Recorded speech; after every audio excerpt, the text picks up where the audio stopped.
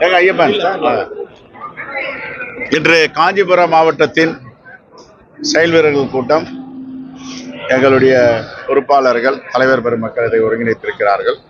கட்சி கட்டமைப்பை வலிமைப்படுத்த வேண்டும், கட்சியை பலப்படுத்த வேண்டும் என்ற கோணத்தில் இன்று வாதங்கள் நடைபெற்றன. மிக விரைவில் காஞ்சிபுரம் மாவட்டத்திற்கு பொறுப்பாளர்களை நியமிக்க இருக்கிறோம். அது விஷயமாகவும் இங்கே கலந்து பேசுகிறேன். எதுங்க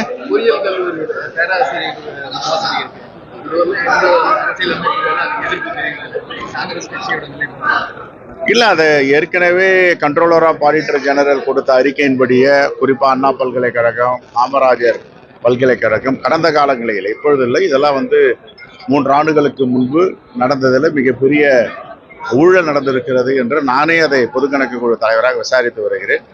இந்த இர்ரெகுலாரிட்டி, மால் பிராக்டிஸ், இது எல்லாத்தையும் சரி செய்ய வேண்டிய பொறுப்பில் நாம் இருக்கிறோம்.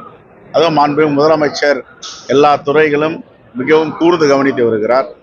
இந்த குற்றச்சாட்டுகளும் களையப்படும், இது பற்றி விசாரிக்கப்படும்.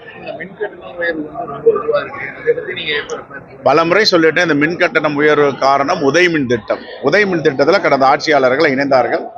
அந்த அடிப்படையில் தான் இப்பொழுது மின் கட்டணம் உயர்ந்திருக்கிறது. மின்சார வாரியம், தமிழ்நாடு மின்சார வாரியம் என்றால் இப்பொழுது யார் கட்டுப்பாட்டில் இருக்கிறது என்று பார்த்தால் ஒன்றிய அரசின் கட்டுப்பாட்டில் இருக்கிறது. எப்பவே உதயமின் திட்டத்தில் கையெழுத்திட்டமோ அப்பொழுதே மாநில அரசின் உரிமைகள் எல்லாம் தாரை வாரத்து கொடுக்கப்பட்டு விட்டது.